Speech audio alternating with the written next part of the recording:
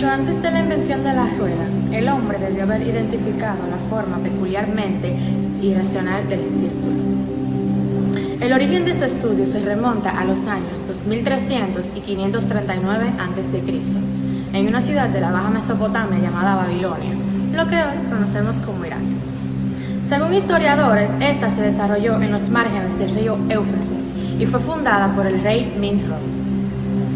Según historiadores, los babilonios conocían perfectamente el área de un triángulo y de un rectángulo, pero más adelante se dedicaron al estudio de las constelaciones, a lo cual llamaron las 12 más famosas.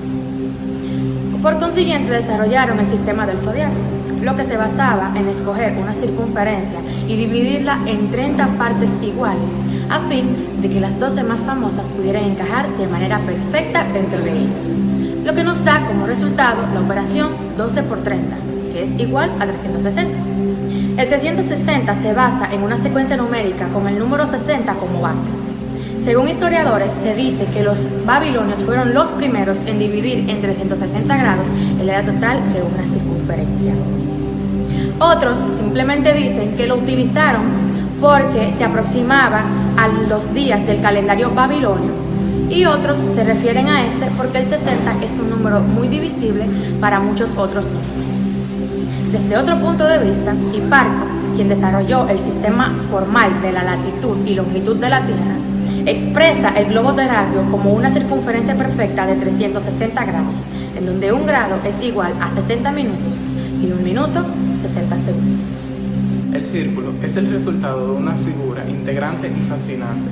Es por esto que cuando la condición ha sido favorable, la mente se ha centrado en estudiar el resultado de este estudio comprendido desde los babilónicos hasta la actualidad. Ha sido el racional número pi, encaminando nuestros pasos en dirección hacia la infinitud, que la podemos relacionar con la longitud de la circunferencia y la distancia que existe entre el centro del círculo y su perímetro. Las primeras aproximaciones se encuentran en el papiro Rin del Antiguo Egipto. Se afirma que pi es igual a 256/81, o un poco más de 3.16. Por su parte, los mesopotámicos afirmaban que pi es igual a 3 más un octavo. En la Biblia podemos deducir que pi es exactamente 3. Arquímedes, que vivió en el siglo III a.C., comenzó a calcular pi mediante polígonos inscritos y circunscritos de un círculo. Esta fue la primera parte que nos dio 3. Recordemos que Arquímedes vivió en una época en la que no existían las herramientas matemáticas que conocemos hoy en día. Todos los cálculos eran realizados con un par de varas y un compás. Con estas reglas solo se puede sumar,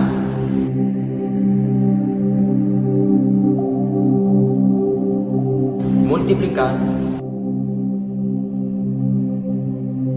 dividir,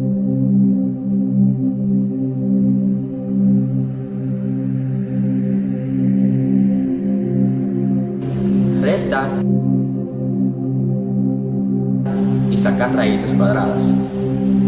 Problemas como la cuadratura de un círculo eran imposibles con estas reglas.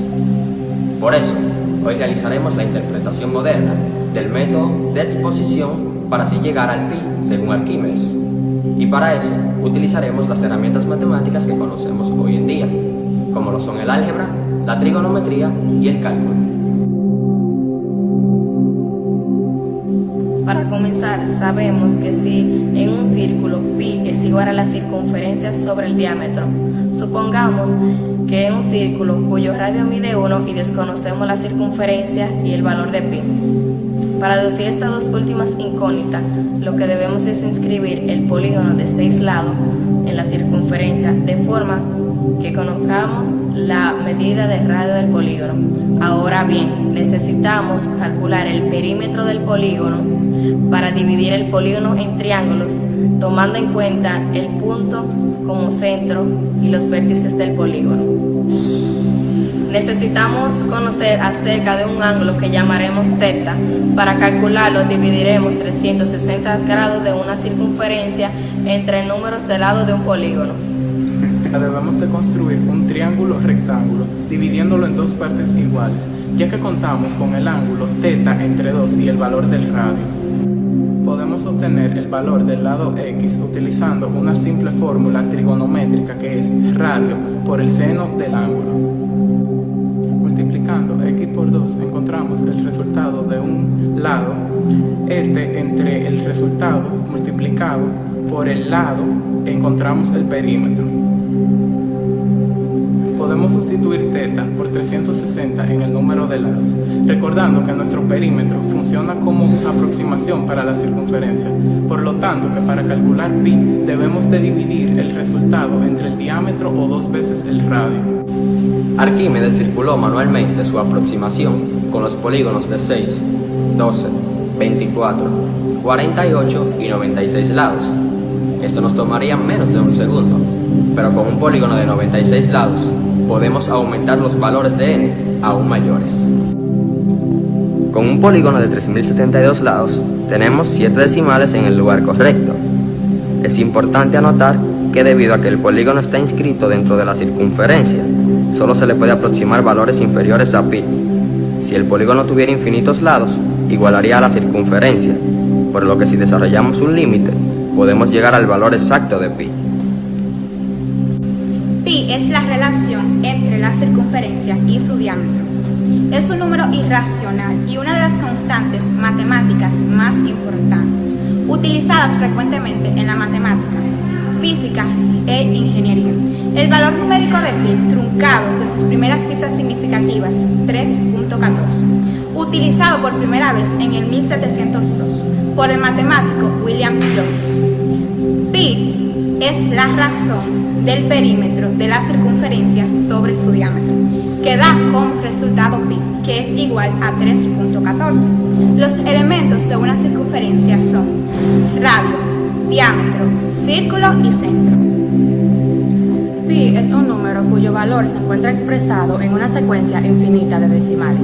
Sus aplicaciones más directas se encuentran en el cálculo del área y el perímetro de un círculo, así como también en el cálculo del volumen de un cilindro. Se dice que su valor fue comprendido hace más de 4.000 años y que fue utilizado para la construcción de las antiguas pirámides egipcias. Ahora hablemos del ámbito en la vida cotidiana.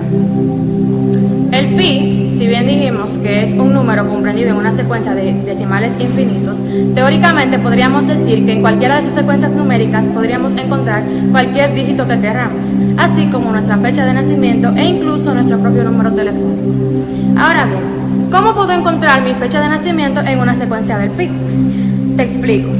Y es que pi tiene tantos decimales que en cualquiera de sus secuencias numéricas podríamos encontrar los dígitos que comprenden de nuestra fecha de nacimiento, códigos personales e incluso una secuencia podríamos encontrar hasta 7 dígitos de nuestro número telefónico. En la literatura, muchos escritores han utilizado la longitud de las palabras correspondientes a los mismos dígitos que dictan el número del pi, así como José María Caballero, quien en sus 101 relatos ha utilizado esta técnica, concursando en los microrrelatos bajo los márgenes de que cada palabra debe tener la misma cantidad de letras que cada uno de los dígitos que datan en la secuencia del número pi, comenzando así con una palabra de 3 letras, seguida de un conector o una palabra monosílaba, y por consiguiente una palabra de 4 letras, y así sucesivamente hasta llegar de manera parcial o totalmente a los 20 dígitos posibles de los primeros números del pi luego del punto decimal. En la música, por otro lado, el músico David McDonald ha ido un paso más allá en el debate, pues ha puesto su servicio y creatividad a la disposición de la música matemática. El pianista escocés escogió la escala de la menor armónica con la séptima nota alterada y le añadió a cada una de las notas musicales un número del 1 al 8, agregando así 2 notas musicales más, el sol sostenido grave y un si agudo, quedando así los 10 primeros dígitos que van después del punto decimal en el número del pi.